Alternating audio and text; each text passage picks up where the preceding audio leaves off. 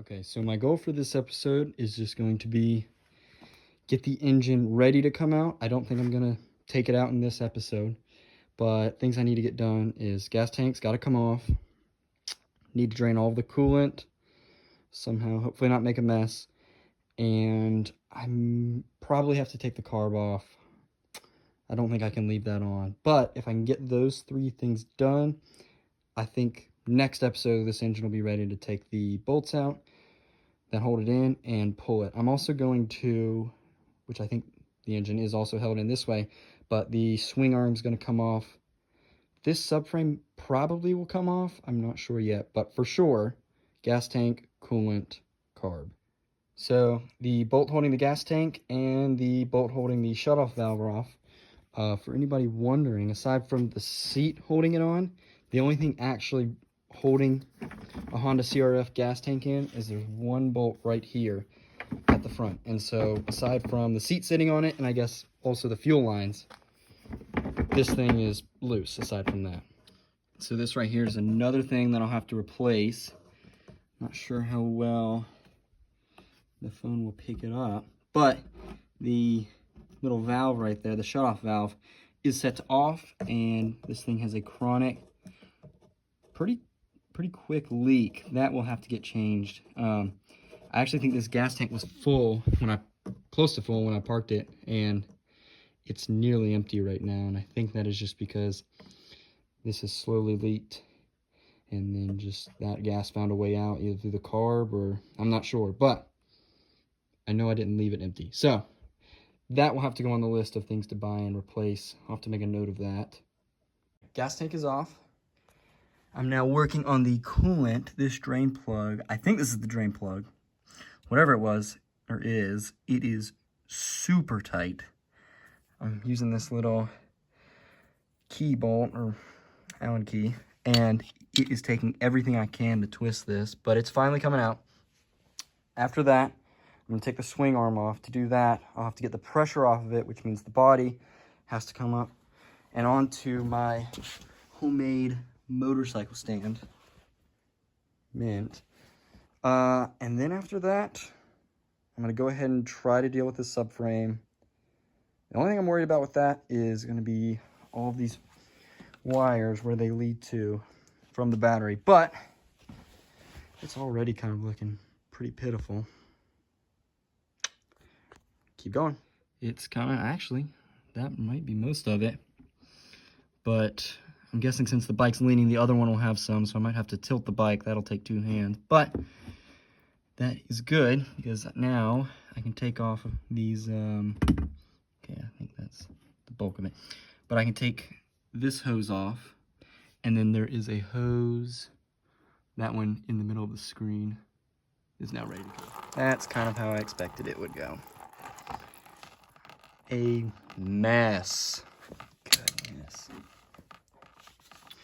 Anyways, I think if I tilt the bike, since the fluid flows in a circuit, I guess, I'm hoping it'll all come back through here, and then I can plug this radiator up and stop dealing with coolant.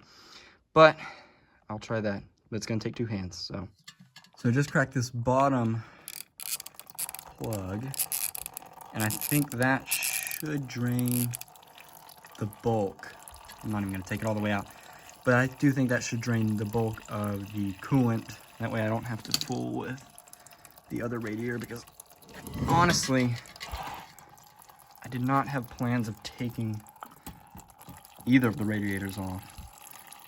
So if I could just leave them on the bike, I'm not really wanting to change them. I did mention in the last episode how one is really beat up, but I don't plan to change them. They still do enough cooling. They don't have any holes in them. They do have some beat up fins, so they're probably not the best cooling, but if I have enough money, I might change it. All right, so I got the bike up on the redneck motorcycle stand. Next to come off will be the swing arm. I am going to have to do a few things like disconnect the back brake line. The rear shock might give me trouble. I've done this before, but it's been a long time. Another thing that I forgot will have to be dismantled or just disconnected will be the clutch. I think it's a cable. So the clutch cable will have to get disconnected. That really shouldn't be a problem, but I honestly think it'll just be a bolt or two. But I'm getting closer. This is the next big thing left to take off. From there, it's just going to be a few bolts here and there. This is just a note to my future self, but this little tiny clip holds on this. I think this is an overflow tube, or the return tube for the coolant, which still has coolant in it, but I might leave that. Anyways, this runs pinned up against that subframe, comes out in the back, and then snakes down into the main frame. I believe this is the tube right here, which runs up and then back to the top of the right radiator. Unfortunately, the bike's gonna have to sit how it is right now. I thought I could get the swing arm off tonight, but there's too much pressure. I made a really stupid mistake. Jammed the bolt holding the top of the shock out using this Allen key, and